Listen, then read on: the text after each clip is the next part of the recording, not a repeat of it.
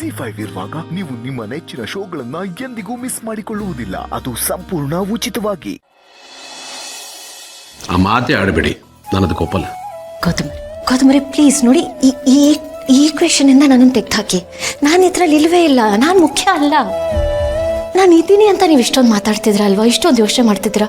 ನಾನು ಇಲ್ಲ ಅಂತ ಅನ್ಕೊಳ್ಳಿ, ನಾನು ಸತ್ತೋಗಿದ್ದೀನಿ ಅಂತ ಅನ್ಕೊಳ್ಳಿ. ಪ್ಲೀಸ್ ಯಾಕ್ರಿ ಈ ಥರ ಎಲ್ಲ ಮಾತಾಡಿ ಹರ್ಟ್ ಮಾಡ್ತೀರಾ?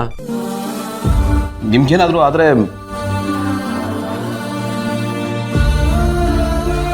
ನೋಡಿ, ತಮಾಷೆಗೂ ಈ ಥರ ಮಾತಾಡಬೇಡಿ, ಕಷ್ಟ ಆಗುತ್ತೆ. ಓಕೆ, ಐ ಆಮ್ ಸಾರಿ.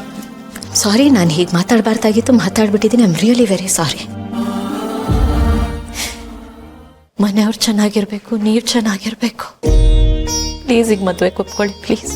ನೀವು ಏನು ಹೇಳಿದ್ರು ಅಷ್ಟೇ ಭೂಮಿಕಾ, ಇದು ಮಾತ್ರ ಸಾಧ್ಯನೇ ಇಲ್ಲ ರೀ. ನೀವೇ ನನ್ನ ಮಗು, ನನಗೆ ಯಾವ ಮಗು ಬೇಡ. ನಿಮ್ಮನ್ನು ಬಿಟ್ಟು ಬದುಕೋದಾಗಿರ್ಲಿ, ನನ್ನ ಕೈಯಲ್ಲಿ ಆ ಯೋಚನೆನೂ ಮಾಡೋಕ್ಕಾಗಲ್ಲ. ನೀವು ಅಷ್ಟೇ ಆ ಯೋಚನೆನ ನಿಮ್ಮ ತಲೆಯಿಂದ ತೆಗೆದಾಕಿ. ನಾನು ಸತ್ರು ಇದಕ್ಕೆ ಒಪ್ಪಲ್ಲ.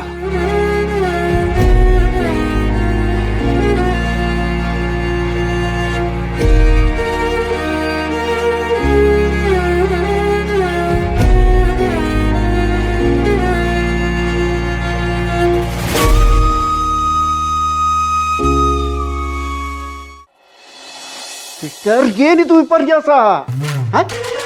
ನಾವು ಗುರಿಗೆ ಹತ್ರ ಆಗ್ತಿದೀವಿ ಅಂದಾಗ್ಲೇ ಇನ್ನು ಪ್ರೀತಿಯ ಮಗ ಗೌತಮ್ ಅದಕ್ಕೆ ಅಡ್ಡಕಾಲ ಆಗ್ತಿದ್ದಾನಲ್ಲ. ಅವನಿಗೆಲ್ಲ ವಿಷಯ ಗೊತ್ತಾಗಿದೆ, ಹೀಗೆ ಮದುವೆ ಒಪ್ಕೋತಾನ?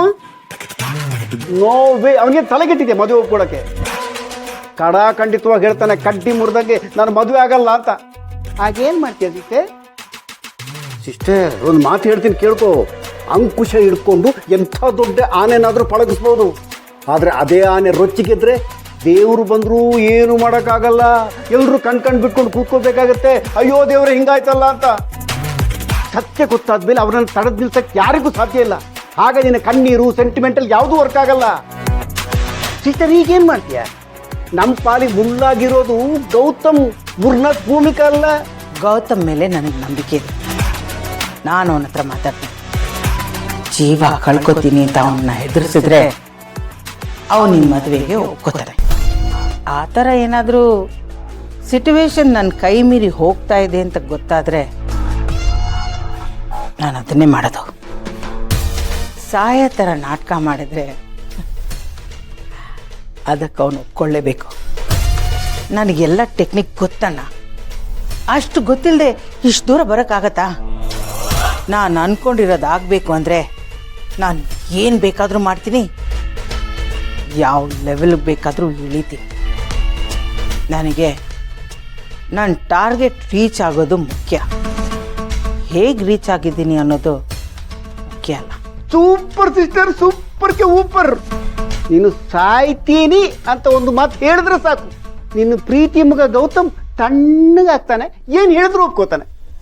ಅವನ ಹಾರಾಟ ಎಲ್ಲ ಕಡಿಮೆ ಆಗಿ ಕೆಪ್ಪಗೆ ನೀನು ಹೇಳ್ದಂಗೆ ಬಿದ್ಕೊಂಡಿರ್ತಾನೆ ಸಿಸ್ಟರ್. ಇದು ಹೀಗೆ ಮಾಡೋ ಬೆಸ್ಟ್ ಐಡಿಯಾ ಇದು. ನಾನು ಸಾಯೋ ಥರ ನಾಟಕ ಆಡ್ತೀನಿ, ಆದರೆ ನೀ ನನ್ನನ್ನು ಹಾಸ್ಪಿಟಲ್ ಸೇರಿಸೋ ಥರ ನಾಟಕ ಆಡಬೇಕು. ಅದಕ್ಕೇನೇನು ಬೇಕೋ ಅದೆಲ್ಲ ಅರೇಂಜ್ ಮಾಡ್ಕೊ.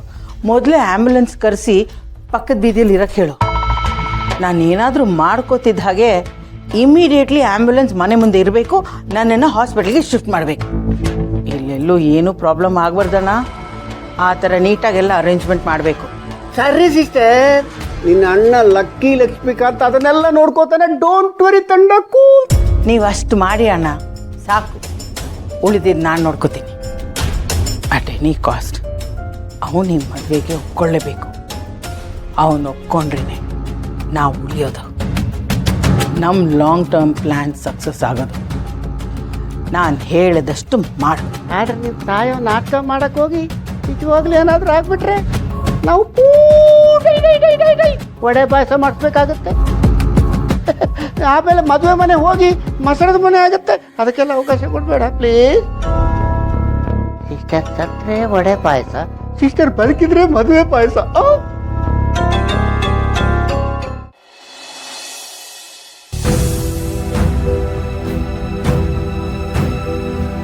ಏನಪ್ಪ ಗೆಳೆಯ ಇಷ್ಟೊತ್ತಲ್ಲಿ ಕಾಲ್ ಮಾಡ್ಬಿಟ್ಟಿದ್ಯಾ? ಏನು ಸಮಾಚಾರ?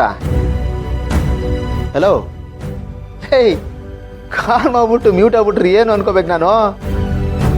ಮಾತಾಡೋ. ಹಲೋ ಅಪ್ಪ, ಇದೆಯೇನೋ? ಹಲೋ. ಹಲೋ, ಅದು ನಿನಗೊಂದು ಶಾಕಿಂಗ್ ವಿಷಯ ಹೇಳಬೇಕು ಅಂತ. ಶಾಕಿಂಗ? ಏನಪ್ಪ ಅದು? ಯಾಕಂದ್ರೆ ಇನ್ ಮುಂದೆ ನಾವಿಬ್ರು ಮದ್ವೆ ಆಗ್ತಿದೀವಿ. ಈ ವಿಷಯದಲ್ಲಿ ನಿನಗಾಗ್ಲಿ ನನಗಾಗ್ಲಿ ಬೇರೆ ಆಪ್ಷನ್ಸ್ ಇಲ್ಲ. 2ನೇ ಮದುವೆ ಆಗ್ಲೇಬೇಕು. 5-6 ಜನ ಶಾಸ್ತ್ರಿಗಳಿಗೆ ನಿನ್ ಜಾತಕನ ತೋರಿಸಿದೀನಿ. ಹಿರಿ ಮಗನ್ಗೆ ಮಗು ಆದ್ರೆ ಮಾತ್ರ ವಂಶ ಬೆಳೆಯೋದು. ಭೂಮಿಕಾ, ಈ ತರ ಆಲೋಚನೆ ಮಾಡೋದಕ್ಕೆ ಮನ್ಸಾದ್ರೂ ಹೇಗ್ರಿ ಬಂತು ನಿಮ್ಗೆ? ಸಮಸ್ಯೆ ಇದೆ, ಆದ್ರೆ ಭೂಮಿಕಾ ಅಲ್ಲಲ್ಲ, ನನ್ನಲ್ಲಿ. ಈಗ ನಾನು ಏನೋ ಮಾಡ್ಲಿ? ನಾನು ಮದುವೆ ಆಗದೆ ಇದ್ರೆ ಎಲ್ರಿಗೂ ನೋವು ಕೊಟ್ಕೊಂಡಿರ್ಬೇಕು, ಮದುವೆ ಆದ್ರೆ ನಾನು ನೋವು ತಿನ್ಬೇಕು. ಒಟ್ಟಿನಲ್ಲಿ ನಾನು ಏನು ಮಾಡಿದ್ರೂ ನೋವು ತಿನ್ನೋದಂತೂ ತಪ್ಪಲ್ಲ ಕಣ. ನನಗಂತೂ ಏನು ಮಾಡಬೇಕು ಅಂತ ಗೊತ್ತಾಗ್ತಾಯಿಲ್ಲ, ದಿಕ್ಕೆ ತೋರಿಸ್ದಂಗೆ ಆಗ್ಬಿಟ್ಟಿದೆ. ಅಲ್ಲ ಕಣ ಗೆಳೆಯ, ಇದನ್ನು ಕೇಳೋದಕ್ಕೆ ನನಗೆ ಇಷ್ಟೊಂದು ಕಷ್ಟ ಆಗ್ತಾ ಇದೆ. ನೀನು ಅದು ಹೆಂಗೋ ಸಹಿಸ್ಕೊಂಡಿದ್ಯಾ? ಅದಕ್ಕೇನೆ ನಿನಗೆ ಇನ್ನೊಂದು ಮದುವೆ ಮಾಡಕ್ಕೆ ಹೊರಟಿದ್ದಾರೆ ಅಂದ್ರೆ ಏನು ಹೇಳೋದು? ಅವ್ರು ನಿನ್ನನ್ನು ಹೆಂಗೋ ಬಿಟ್ಟಿರ್ತಾರೆ. ಏನಾಗಿದೆ ಅವ್ರಿಗೆ? ಏನಾಯ್ತು ಗೊತ್ತಿಲ್ಲ ಕಣ. ನಾನು ಹೇಳೋ ಅಷ್ಟು ಹೇಳ್ದೆ, ಅವರಂತೂ ಸುಮ್ಮನೆ ಒಂದೇ ಸಮ ಹಠ ಮಾಡ್ತಾ ಇದ್ದಾರೆ ನಾನು ಮದುವೆ ಆಗಲೇಬೇಕು ಅಂತ. ಅವ್ರ ಜಾಗದಲ್ಲಿ ಇನ್ನೊಬ್ಬರನ್ನ ಕಲ್ಪನೆ ಮಾಡ್ಕೊಳಕ್ಕೂ ನನ್ನ ಕೈಲಿ ಆಗ್ತಾ ಇಲ್ಲ ಕಣೋ. ಇದನ್ನೆಲ್ಲ ನಾನು ಹೇಗೆ ಅರ್ಗಿಸ್ಕೊಳ್ಳಿ? ನನಗೇನು ಹೇಳಬೇಕು ಅಂತಾನೆ ಗೊತ್ತಾಗ್ತಾ ಇಲ್ಲ ಗೆಳೆಯ.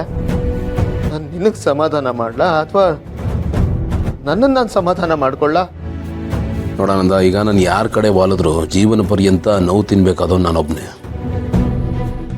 ಅಟ್ಲೀಸ್ಟ್ ಮುಂಚೆ ಆದರೆ ಈ ಥರದ್ದು ಏನಾದರೂ ಒಂದು ಪರಿಸ್ಥಿತಿ ಇದ್ದಾಗ ನಾನು ಭೂಮಿಕಾ ಅವ್ರ ಹತ್ರ ಹೋಗಿ ಹೇಳ್ಕೊತಾ ಇದ್ದೆ.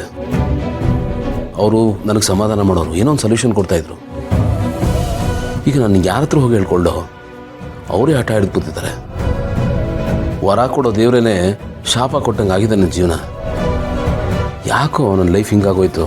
ಪ್ಲೀಸ್ ಸಮಾಧಾನ ಮಾಡ್ಕೊಪ್ಪ. ಇನ್ಯಾವಾಗಲಾದ್ರೂ ಕಾಲ್ ಮಾಡ್ತೀನಿ ಬಿಡು.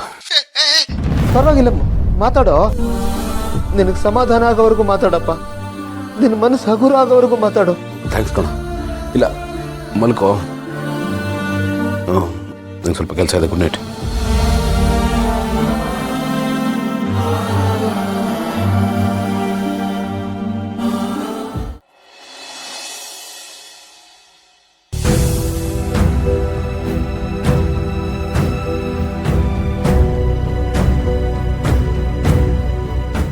ನೀವು ಸರಿ ಹೋದ್ಮೇಲೆ ಗೌತಮ್ ಅವ್ರ ಬಾಲ್ಯದ ಕಥೆಗಳನ್ನ ಹೇಳ್ತೀರಾ, ಅದನ್ನ ಕೇಳೋ ತುಂಬಾ ಆಸೆ ಇತ್ತು. ನೀವು ಮುಂಚೆ ಹೇಗಿದ್ರಿ ಅದನ್ನ ನೋಡೋ ಆಸೆನೂ ಇತ್ತು. ಆದರೆ ಯಾವುದು ನಾವು ಅನ್ಕೊಂಡಾಗಲ್ಲ ಅಲ್ವಾ ಅತ್ತೆ? ನಾನು ಗೌತಮ್ ಅವ್ರಿಗೆ ಹೆಂಡತಿ ಆದೆ, ನಿಮಗೆ ಸೊಸೆ ಆದೆ. ನಿಮ್ಮ ಮೊಮ್ಮಕ್ಕಳಿಗೆ ತಾಯಿಯಾಗೋ ಯೋಗ ನನ್ನ ಹಣೆಯಲ್ಲಿ ಬರ್ತಿಲ್ಲ. ZEE5 ಆಪ್ ಡೌನ್ಲೋಡ್ ಮಾಡಿ ಎಲ್ಲಾ ಸಂಚಿಕೆಗಳನ್ನು ಸಂಪೂರ್ಣ ಉಚಿತವಾಗಿ ನೋಡಿ.